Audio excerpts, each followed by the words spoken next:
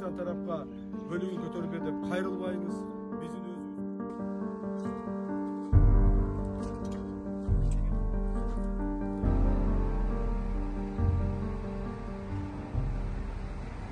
Tacikistan tarafqa bölüğün көтөрүлгөн деп кайрылбайбыз. Биздин өзүбүз күчүбүз, мүмкүнчүлүгүбүз жетет. Өзүбүздүн мүмкүнчүлүгүбүз менен биз өзүбүздүн элибизге үйдү курабыз. Эгерде кайсы бир убакытта Тажикстан тарап ошо кылган иштерине өкүнүп жардам берем деп, то есть ошол биз ошо кылган бизге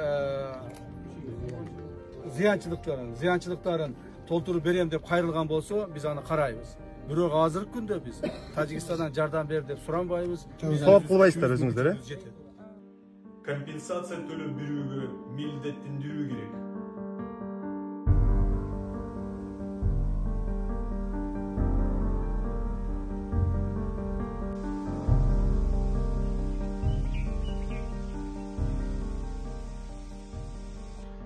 Эл аралык иликтөө жүргүзүп, чыгара суроолорун чечүү үчүн тажик тараптын оор аскер техникасын жана курал жаракты колдонуп, бир тараптуу алдын ала пландаштырган аскердик агрессиянын натыйжасында чени алгыс оор жоготууларды репарация жолу менен компенсация төлөп берүүгө милдеттендирүү керек.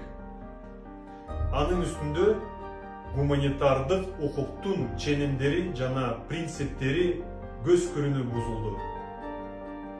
Гуманитардык ченемдерге ылайык туруктуу аскерлер тарабынан жөнөкөй жарандарга, куралсыз адамдарга ок атууга, жарандык мүлктү жок кылууга, медициналык кызматкерлерге кол салууга жана тез жардам унааларын атып салууга тыюу салынган.